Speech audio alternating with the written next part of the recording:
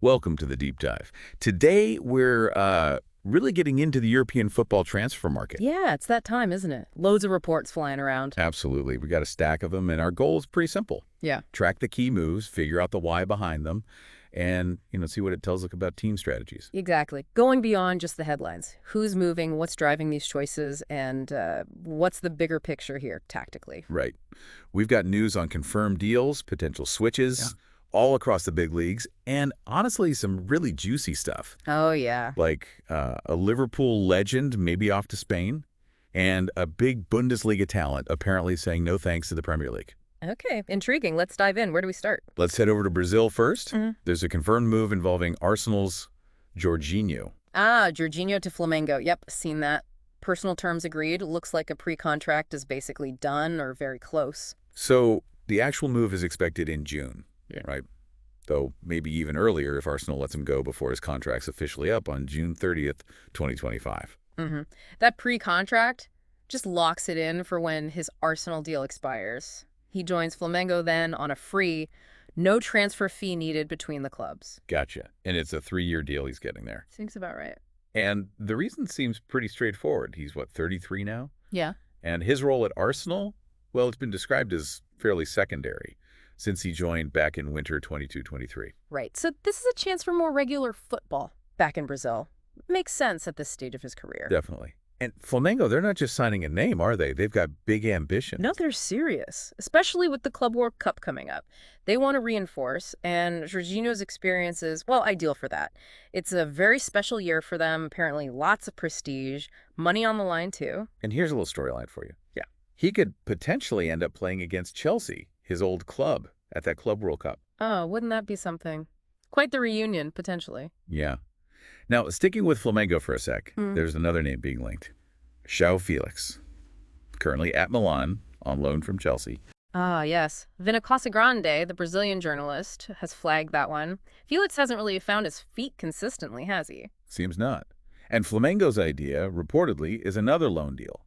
But this time, with an option to buy him afterwards. Okay, so a try before you buy kind of situation. Flamengo gets him for a season, sees how it goes, and then decides if they want to pay a pre-agreed fee to keep him permanently. Makes sense for them, gives them flexibility. It does. But it's not just Flamengo sniffing around. Oh, who else? Benfica are apparently interested too, his old stomping ground. Right. So maybe not a done deal for Flamengo just yet. Definitely competition. It does make you wonder about Felix, though. So much talent, but still searching for that, stable home. Yeah, it's been a bit of a journey for him. Okay, let's switch gears. Germany now. Bayer Leverkusen, Jonathan Tah.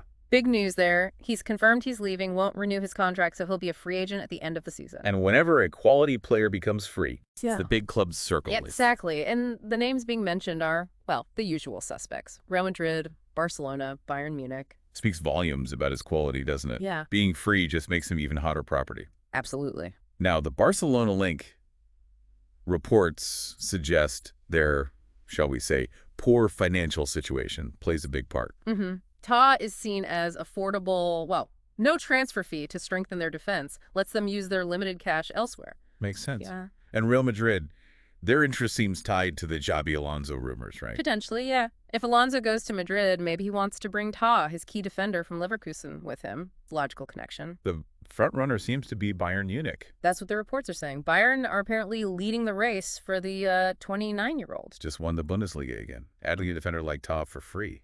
That's smart business. Very smart. And Ta has been, well, immense for Leverkusen under Alonso. Played almost every game. Really solid. He's definitely seen as one of the potential bargains of the summer window. Right. So Leverkusen might lose Ta. But that might not be all. Uh-oh. Florian Wirtz. Reports are saying he's made his decision.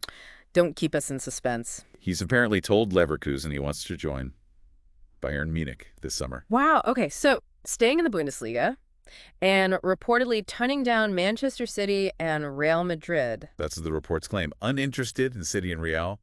That's quite a statement. It really is. Turning down those two giants, what do you think is behind that? Just prefers Germany? Could be. Maybe sees a clearer path at Bayern.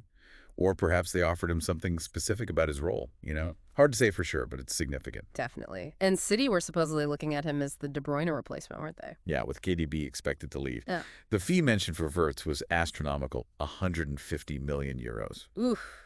Yeah, City would have had to splash the cash. So, Wirtz choosing Bayern means City probably pivots. Morgan Gibbs-White's name is popping up now. Right, but back to Leverkusen. Losing Wirtz after the season, he's had 16 goals, 12 assists, just incredible numbers. That's a huge blow. Massive, especially if Alonso leaves too, as rumored. That's their coach and their star player potentially gone. Tough rebuild ahead for them, potentially. But for Bayern, Oh, it's a massive coup for Bayern. Landing probably the most exciting young talent in the league. Huge boost for them, reinforces their dominance. yeah, a real statement signing if it goes through. Wirtz adds so much creativity. He really does. That Bayern midfield and attack just gets stronger. Could really shift the balance again. Okay, let's move on to another massive story. This one's official. Liverpool have announced Trent Alexander-Arnold is leaving. Yeah, end of his contract, end of the season, June 30th, 2025. And all signs point to. Real Madrid, barring a big surprise, as the reports say. Wow. Just wow. After his whole career there, 2 decades, came up through the academy. Since 2016-17 in the first team. It really is the end of an era for Liverpool. Monumental. He apparently said he felt it was time for a new change, a new challenge, after 20 years winning everything. You can understand it, I suppose, even with that connection to the club. Needs a fresh start, maybe. His stats are incredible, aren't they? 352 games, 23 goals, 89 assists from right back. Phenomenal output. He's been so vital to their style, their success. It's, the end of one of the most beautiful love stories in Liverpool's history, as one report put it. A huge loss. Absolutely. How do you think Real Madrid might use him tactically? That's the fascinating question, isn't it? His attacking contribution is so unique. Maybe it signals Madrid want more creativity from deep, more width, like they had with Marcelo back in the day, but on the other side. Yeah, could be. It'll be really interesting to see how he fits into their system. Definitely one to watch. Okay, let's look at another player attracting Premier League interest, but this time from La Liga. Jules Koundé at Barcelona. Right, the French defender. Contract until 2027. And the list of interested clubs is long. Let me guess. Arsenal, Liverpool, City, Chelsea. Yep, all of them reportedly keeping tabs. But Chelsea are apparently the most interested, especially if he doesn't sign a new deal with Barca. Versatility is his big plus, right? Plays center back, plays full back. Exactly. And he's athletic, good technically. Seems like a good fit for the Prem. Barcelona see him as an essential pillar under Hansi Flick, though. Mm-hmm. He's chipped in with goals and assists, too, hasn't he? Scored that winner against Real Madrid in the Copa del Rey final. He did. So he's clearly valuable to them. There's been talk of a renewal, maybe 3 years, but nothing's signed yet. And the price tag? Around 60 million is the reported valuation. Okay, not cheap, but for a player of his quality and versatility, you can see why those Premier League clubs are keen. Shows they still value that defensive flexibility. Seems that way. Okay, one more before we wrap up. Antony. Ah, the Manchester United winger on loan at Real Betis. Exactly. And it sounds like Betis really, really want to keep him permanently. Yeah, their sporting director, Manu Fajardo, has been quite open about it. Said they're determined, will try in different ways to do everything possible to make it happen. He's done well there, hasn't he? Described as a revelation. Played a key role in quite a few wins. Seems to have found his rhythm again. 4 goals, couple assists in 13 games, good return, helped lift Betis up the table into the Conference League quarters, too. So his time there has definitely put a permanent move on the table. Yeah. Especially with his future at United looking, well, increasingly uncertain. Yeah, it's a classic case, isn't it? Change of scenery, regular games. It can really turn things around for a player. Good for him, and good for Betis if they can keep him. Right. So let's quickly recap the big ones we've touched on. Jorginho to Flamengo, it's done. Trent Alexander-Arnold almost certainly off to Real Madrid. Florian Wirtz choosing Bayern over City and Real. Jonathan Tah probably heading to Bayern too as a free agent. Loads of Premier League interest in Jules Koundé. And Real Betis pushing hard to sign Antony permanently from United. Quite a lot happening already. And you see those patterns, don't you? Players wanting new challenges or more game time or going home. And teams strategizing, strengthening for specific trophies, like Flamengo, or making smart financial moves, like potentially Bayern with Tah. And it's all linked, isn't it? One move happens, and it triggers reactions elsewhere. Clubs need replacements, rivals respond. It's a constant chess game. Which brings us to the big question, really. Go on. Well, think about it.